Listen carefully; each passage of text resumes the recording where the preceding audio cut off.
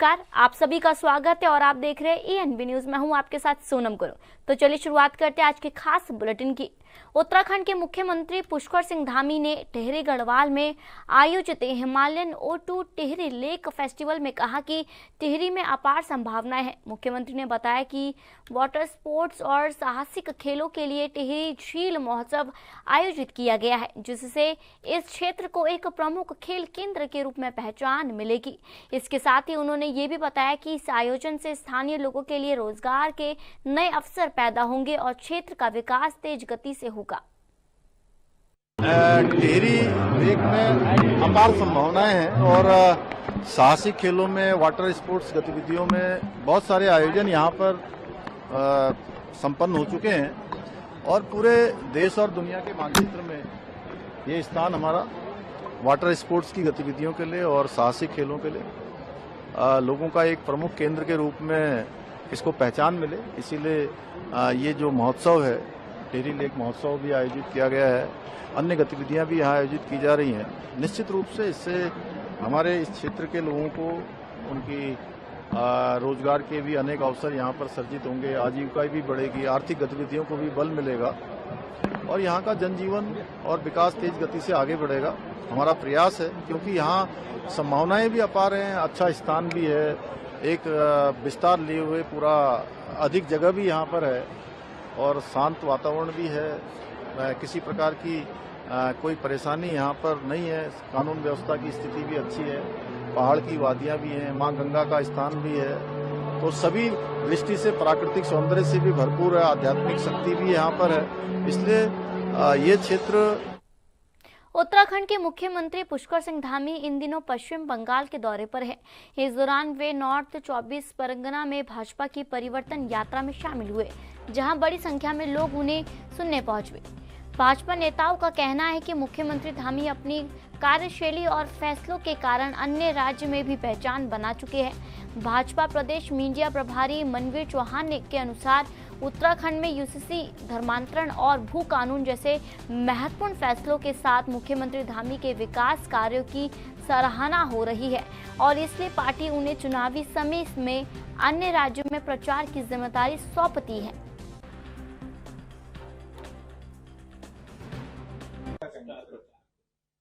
देखिए, हमारे प्रदेश के मुख्यमंत्री माननीय पुष्कर सिंह धामी जी जिस प्रकार से उन्होंने उत्तराखंड राज्य को एक नई पहचान देने का काम किया है और उत्तराखंड राज्य में जिस तरह से उन्होंने एक धर्म रक्षक की भूमिका के रूप में उन्होंने जो एक अपनी एक नई छाप बनाई है, वो पूरे देश के अंदर अपने आप में एक उदाहरण है। और जिस प्रकार से उनके कार्यकाल में उत्तराखंड राज्य ने चाहे विकास की दृष्टि से देखें, चाहे नियम जो उनके द्वारा बनाए गए हैं, चाहे नकल विरोधी कानून की बात करें, चाहे धर्मांतरण कानून की बात करें, वो पूरे देश के अन्य राज्यों के लिए भी प्रेरणा का काम कर रहे हैं। इसलिए हमारा केंद्रीय नेतृत्व भी हमारे प्रदेश के मुख्यमंत्री माननीय पुष्कर सिंह धामी जी का अन्य राज्यों में चाहे चुनाव की दृष्टि से देखें, चाहे अन्य दृष्टि से देखें, उनका उपयोग कर रही है। ये हम सबके लिए, उत्तराखंड राज्य के लिए सौभाग्य की बात है। उत्तराखंड में 2027 विधानसभा चुनाव को लेकर राजनीतिक सरगर्मियां तेज हो गई है। 23 मार्च 2026 को धामी सरकार अपने दूसरे कार्यकाल के 4 साल पूरे कर रही है और इस मौके को बड़ी राजनीतिक सफलता में बदलने की तैयारी भाजपा ने कर ली है। केंद्रीय गृह मंत्री अमित शाह का हरिद्वार में बैरागी कैंप में प्रस्तावित दौरा इस आयोजन की शुरुआत करेगा। इस कार्यक्रम में राज्य सरकार की उपलब्धियों को प्रदर्शित किया जाएगा और केंद्र की योजनाओं के तहत नई घोषणाएं भी हो सकती है।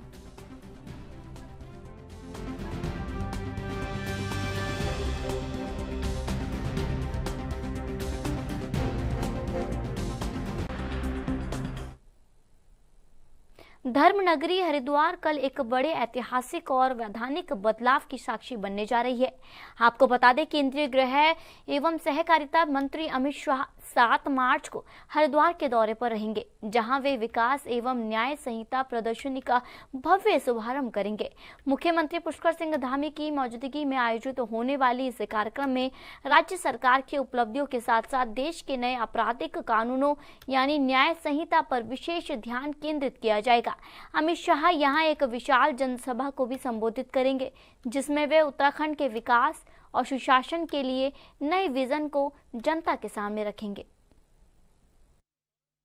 जो आगामी जो वीवीआईपी विजिट है, इसके लिए हरिद्वार पुलिस और साथ साथ देहरादून पुलिस ने व्यापक सुरक्षा के प्रबंध किए गए हैं। हमने अपने समस्त जो फोर्स में डिप्लॉयड हैं अधिकारी कर्मचारी, उन लोगों को ब्रीफ किया है। सारे स्थल पर जहां पे वीवीआईपी महोदय का मूवमेंट है और जहां पर उनके कार्यक्रम है, वहां पर आईपीएस रैंक के अधिकारी की तैनाती की गई है। साथ साथ उनके साथ में एडिशनल एसपी रैंक के ऑफिसर्स को तैनात किया गया है, डिप्टी एसपीज को तैनात किया गया है। हमारी विशेष टीमें जो हैं, विशेषकर बीडीएस और जो भी चेकिंग, फ्रिस्किंग, ये सारा चीज हम कर रहे हैं। दोनों जनपदों में गहनता से चेकिंग अभियान। केंद्रीय गृह मंत्री के हरिद्वार प्रस्तावित दौरे को लेकर पुलिस प्रशासन अलर्ट हो गया है। उत्तराखंड के अपर पुलिस महानिदेशक हरिद्वार पहुंचे और बैरागी कैंप में होने वाले वीवीआईपी कार्यक्रम की सुरक्षा तैयारियों का जायजा लिया। उन्होंने स्पष्ट कहा कि कार्यक्रम में किसी प्रकार की कोई लापरवाही बर्दाश्त नहीं की जाएगी। उन्होंने ये भी कहा कि जिस पॉइंट पे जो ड्यूटी दी गई है उसे जिम्मेदारी के साथ निभाना होगा और सुरक्षा में किसी भी प्रकार की कोई कमी बर्दाश्त नहीं की जाएगी, ताकि केंद्रीय गृह मंत्री का प्रोग्राम शांतिपूर्ण तरीके से संपन्न हो सके। हरिद्वार से एनबी के लिए अकील अहमद। देवभूमि उत्तराखंड की ग्रीष्मकालीन राजधानी गैरसैंण एक बार फिर राजनीतिक सरगर्मियों का केंद्र बनने जा रही है। 9 मार्च से उत्तराखंड विधानसभा का बजट सत्र गैरसैंण में शुरू होने वाला है, लेकिन सत्र शुरू होने से पहले ही इसकी अवधि को लेकर आपको बता दें, सत्ता पक्ष और विपक्ष के बीच जुबानी जंग तेज हो गई है। कांग्रेस ने सरकार की मंशा पर सवाल उठाते हुए सत्र को महज एक औपचारिकता करार दिया है। विपक्ष का आरोप है कि सरकार संवैधानिक परंपराओं का उल्लंघन कर रही है। वहीं सत्ताधारी बीजेपी ने इन आरोपों को सिरे से खारिज करते हुए इसे विकासोन्मुख सत्र बताया है। तरह से एक सवाल बार बार आता है कि बहुत शर्मनाक है। देखिए, संविधान में इन लोगों की कोई आस्था विश्वास है नहीं है। हम पहले दिन से कहते आए हैं, संविधान में साफ तौर पर कहा गया है किसी भी विधानसभा को प्रतिवर्ष 60 दिन का सत्र चलाना चाहिए। 60 दिन तो छोड़िए, हमारा औसत आ रहा है 12 दिन 13 दिन। अगर मैं आपको कुल मिलाकर बताऊं तो 2022 से लेकर आज 2026 तक 32 दिन तक चला है सत्र, और 2017 से पिछले 9 सालों का अगर हम ट्रैक रिकॉर्ड निकालें तो 55 दिन का सत्र, यानी कि जो प्रतिवर्ष 60 दिन की मियाद है पिछले 9 सालों में वो तक पूरी नहीं हो पाई है। ये तो रही एक तरफ। सारा ठीकरा भाजपा की तरफ से फोड़ा जा रहा है विपक्ष के ऊपर कि वो सदन नहीं चलने देते। मैं भाजपाइयों को याद दिलाना चाहती हूँ कि ये घोषणा सरकार और विधानसभा अध्यक्ष के द्वारा होती है कि सत्र कितना दिवसीय होगा, वो आप पहले ही कर देते हैं। सत्र से पहले पता चल जाता है कि सत्र 2 दिवसीय होगा या 3 दिवसीय होगा, तो सत्र के अंदर हंगामा तो बाद में होता है। तो ऐसे में हमारे तो केवल 19 विधायक हैं, आपके 47 विधायकों पर अगर हमारे विधायक भारी हैं तो भैया जयराम जी की।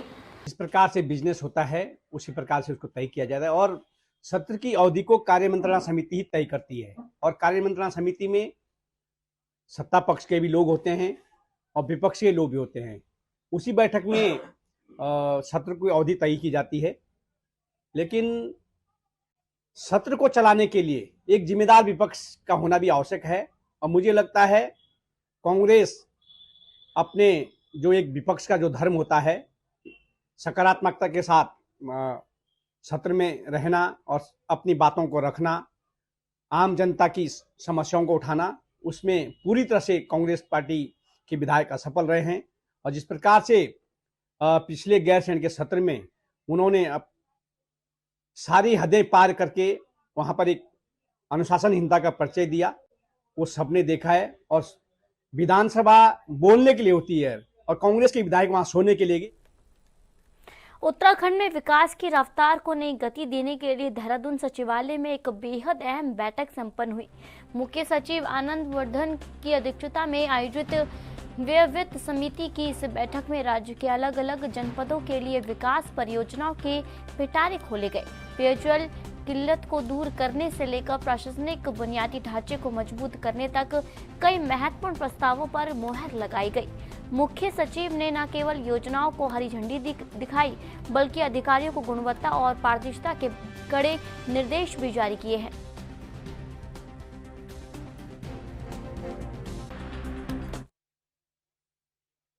में कल देश के गृह मंत्री अमित शाह का आगमन होने जा रहा है, जिसकी तैयारियों को लेकर प्रशासन पूरी तरह से अलर्ट मोड पर है।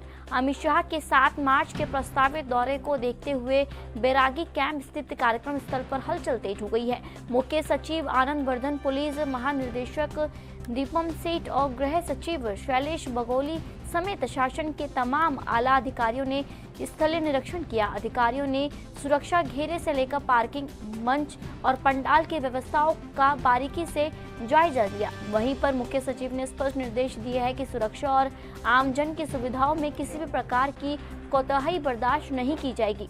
बड़ी संख्या में जुटने वाले भीड़ को देखते हुए यातायात प्लान भी तैयार कर लिया गया, ताकि हरिद्वार की व्यवस्था चाक चौबंद बनी रहे।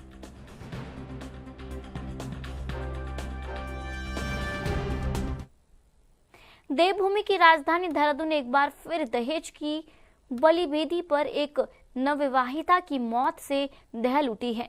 थाना नेहरू कॉलोनी क्षेत्र के रिस्पना नगर में एक विवाहिता की संदिग्ध परिस्थितियों में मौत का सनसनीखेज मामला सामने आया है। मृतका के परिजनों का आरोप है कि शादी के बाद से ही उस दहेज के लिए लगातार प्रताड़ित किया जा रहा है और अंततः उसकी हत्या कर दी गई है। पुलिस ने मृतका के भाई की तहरीर पर पुलिस समेत ससुराल पक्ष के 5 लोगों के खिलाफ संगीन धाराओं में मुकदमा दर्ज कर लिया गया है। पुलिस ने मुख्य आरोपी पति को गिरफ्तार कर जेल भेज दिया है। देखिए, कल सलमान आसिफ जो कि रुद्रप्रयाग से रहने वाले हैं, उनके द्वारा एक तहरीर थाने नेहरू कॉलोनी पर दी गई।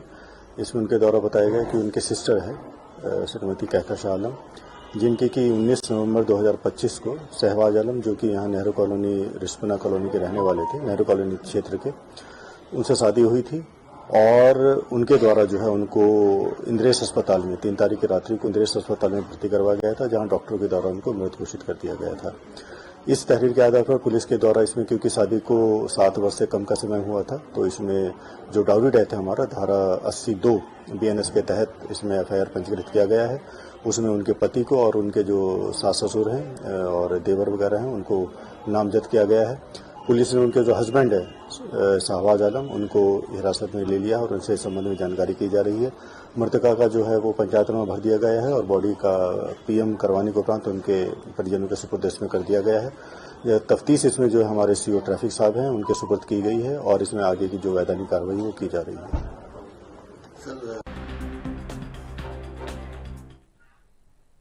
वक्त हो गया एक छोटे से ब्रेक का।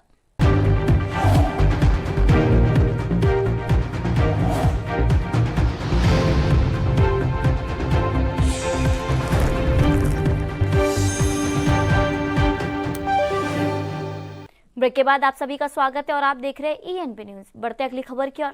उत्तराखंड में आगामी बजट को लेकर तैयारियां जोरों पर है, लेकिन इस बार सरकार ने एक बड़ा और पेशेवर बदलाव किया है। वित्तीय वर्ष का लेखा जोखा पेश करने वाले आर्थिक सर्वेक्षण को इस बार धामी सरकार ने बेहद खास और सटीक बनाने की पहल की है। नियोजन विभाग ने इस बार पारंपरिक तरीके से हटकर देश की प्रतिष्ठित संस्था NCAER के विशेषज्ञों को इस प्रक्रिया में शामिल किया है। प्रमुख सचिव डॉक्टर R मीनाक्षी सुंदरम ने स्पष्ट किया है कि ये सर्वेक्षण केवल आंकड़ों का पुलिंदा नहीं होगा, बल्कि राज्य के विकास की वास्तविक तस्वीर और भविष्य की चुनौतियों का पेशेवर विश्लेषण पेश करेगा।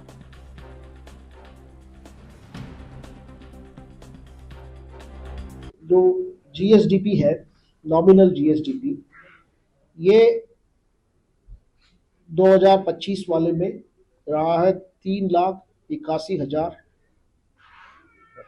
Crore, 3,81,800 880 crore, 3,81,880 crore. Per capita income, इसको हम तुलना करें 2022 से, तो 2022 में हम 2.54 लाख करोड़ में थे, उसकी तुलना में अभी हम 3.81 लाख करोड़ में पहुंचे हैं। और पर कैपिटा इनकम हमारे 2022 के तुलना में, 2022 में 2.54 लाख करोड़ था, वो अभी 3.84 लाख करोड़ में पहुंचा है। ये अगर हम लोग 2022 वाले फिगर से कंपेयर करें तो 1.5 गुना हो चुका है, 1.5 गुना बढ़ा। और आपके पर कैपिटा इनकम ये 2022 में 1,94,000 था, जो अब बढ़ करके 2,73,000 हो गया, 2,73,921 हो गया। और ग्रोथ रेट हमारा जो पिछले फाइनेंशियल ईयर का रहा है 7.23% ग्रोथ रेट। मतलब जो वर्तमान वित्तीय वर्ष 25-26 और ये 24-25 की तुलना। बढ़ते अगली खबर की ओर। उत्तराखंड में कल यानी 7 मार्च का दिन सियासी और विकास के लिहाज से बेहद अहम होने जा रहा है। देश के गृह मंत्री अमित शाह 1 दिवसीय दौरे पर देवभूमि आ रही है। इस दौरे को धामी सरकार के 4 साल पूरे होने के जश्न और 9 मार्च से गैरसैंण में शुरू होने वाले बजट सत्र की तैयारियों से जोड़कर देखा जा रहा है। मंडी परिषद के अध्यक्ष और दर्जा राज्य मंत्री अनिल कपूर रब्बू ने गृह मंत्री के इस दौरे को कार्यकर्ताओं के मनोबल के लिए संजीवनी बताया है। उन्होंने दावा किया है कि अमित शाह का ये आगमन राज्य के विकास की नई इबारत लिखेगा और आने वाला बजट भी पूरी तरह जन केंद्रित होगा। सरकार के 4 वर्ष पूरे हो रहे हैं और इन 4 वर्षों में जितनी उपलब्धियां माननीय पुष्कर सिंह धामी जी के नेतृत्व में हुई है, युवा मुख्यमंत्री ने इस प्रदेश को का नाम, क्योंकि प्रधानमंत्री जी ने कहा था अगला दशक उत्तराखंड का होगा, और इस दिशा में बहुत ज्यादा काम किया। 4 साल पूरे होने पर अमित शाह जी इस प्रदेश की सरकार का मनोबल बढ़ाने के लिए वहां हरिद्वार पहुंच रहे। बहुत विशाल जनता की एक कम से कम 1.5 से 2 लाख लोगों की उपस्थित रहने की संभावना है। 4 साल पूरा हो रहे हैं और वो अपना आशीर्वाद देने इस प्रदेश को आ रहे हैं कि इस प्रदेश को और आगे बढ़ाने के लिए केंद्र के आशीर्वाद की आवश्यकता होती है, और अपना आशीर्वाद देने के लिए यहाँ आ रहे हैं। धामी जी बहुत सुलझे हुए मुख्यमंत्री हैं। उन्होंने पूरे प्रदेश के अंदर जनता से चर्चा की। मैं खुद टनकपुर में गया था, वहाँ तमाम बुद्धिजीवी, व्यापारी, कर्मचारी, पर्यटन से जुड़े हुए लोग, विश्वविद्यालय से जुड़े हुए लोग, सबने अपनी बात रखी। और इसी प्रकार देहरादून हुआ, इसी प्रकार और जगह हुआ है बजट संवाद। तो सबको संकलित करने के बाद और एक बेहतर। देहरादून में सनातन और कोटद्वार प्रकरण को लेकर बीजेपी और कांग्रेस के बीच सियासी बयानबाजी तेज हो गई है।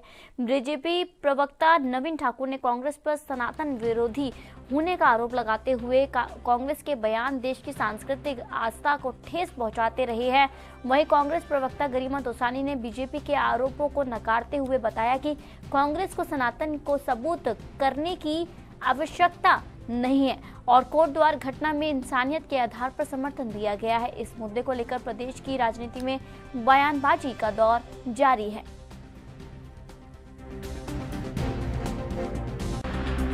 भी अपनी होली की परंपराओं का निर्वहन कर रही है, मना रही, कार्यकर्ताओं को एकजुट करने की कोशिश है, जबकि उनके जो लीडर्स हैं वो अलग अलग गुटों में अलग अलग कार्यक्रम कर रहे हैं। देखिए, कांग्रेस तो सनातन की बात ना ही करे तो अच्छा है। ये वही कांग्रेस है जो सनातन पर लगातार प्रहार करती है। कोई सा भी मौका हो, कांग्रेस सनातन की बेइज्जती करने में, सनातन का अपमान करने में कहीं नहीं छोड़ती। और ये वही कांग्रेस है जिनके मुख्यमंत्री ने कहा था कि कांग्रेस का मतलब केवल और केवल मुस्लिम है और कांग्रेस मुस्लिमों की पार्टी है। और उनकी इस बात की जो है तस्दीक उनके राष्ट्रीय अध्यक्ष, पूर्व राष्ट्रीय अध्यक्ष ने भी की है, उनके युवराज ने की है। आपने देखा यहाँ पर किस प्रकार कोटद्वार में जो दीपक कश्यप था, तब तक तो उन्हें किसी ने नहीं पूछा, लेकिन जैसे ही उन्होंने अपने नाम के आगे मोहम्मद लगाया, कांग्रेस को उन पर जो है प्यार उमड़ पड़ा और उनके राष्ट्रीय अध्यक्ष ने उनको बुलाकर उनकी आर्थिक सहायता की और उनको जो है आश्वासन भी दिया कि भविष्य में किसी भी प्रकार की कोई भी जरूरत होगी तो कांग्रेस उनके साथ खड़ी है। तो इसलिए कांग्रेस सनातन की बात ना करे तो ही अच्छा है। देखिए, शायद इसी को कहते हैं जाकी रही भावना जैसी, प्रभु मुहूर्त देखी तिन तैसी। कांग्रेसी अपने को सनातनी कहते नहीं, हम सनातनी हैं नवीन ठाकुर, किसी के सर्टिफिकेट की हमें जरूरत नहीं है। तमाम तुम्हारे नेता दर्जन भर से ज्यादा गिना दूंगी जिन्होंने मुस्लिम्स में शादी कर रखी है। तो ऐसे में लेक्चर तुमसे तो कम से कम हमको नहीं चाहिए। और मोहम्मद लगाने के बाद नहीं, इंसानियत की मिसाल जो पेश करी है दीपक ने कोटद्वार के, उसको सराहना करी है राहुल गांधी जी ने। उसकी जान को लगातार जिस तरह से खतरा बना हुआ है, जिस तरह से हर छोटा बड़ा हिंदूवादी संगठन प्रेस कॉन्फ्रेंस करके कोई उसके सर की कीमत लगा रहा है, कोई उसके व्यवसाय की कीमत लगा रहा है, कोई कह रहा है हम कूच करेंगे, पुलिस प्रशासन तुम बीच में मत आना, मुख्यमंत्री पुष्कर सिंह धामी तुम्हारी सरकार बीच में ना आए, हम उसको ठिकाने लगा देंगे, उसको सब्बल देने का काम किया है। यही हिंदू धर्म सिखाता है। हिंदू धर्म तो अपार सागर के जैसा है, वो तो प्रेम, सब्र, ये सब सिखाता है। कहीं ना कहीं जो दीपक ने करके दिखाया वो एक प्रेरणा बनेगा। उसने इतिहास में अपना नाम दर्ज करा दिया और दीपक से प्रेरणा लेकर आज देश के हजारों करोड़ युवा वो करने के लिए कुलबुला रहे हैं जो दीपक ने किया। अभी तक हर एक के मन में कहीं ना कहीं विरोध उठ रहा था। ये हुड़दंगियों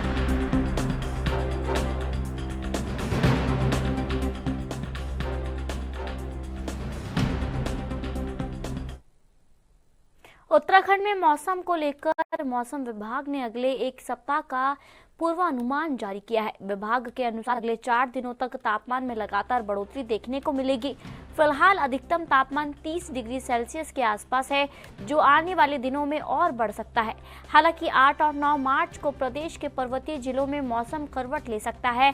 8 मार्च को उत्तरकाशी, चमोली और पिथौरागढ़ में हल्की बारिश की संभावना जताई जा रही है। वहीं पर 9 मार्च को कुछ अन्य जिलों में हल्की बारिश और ऊंचाई वाले इलाकों में हल्की बर्फबारी बताई जा रही है।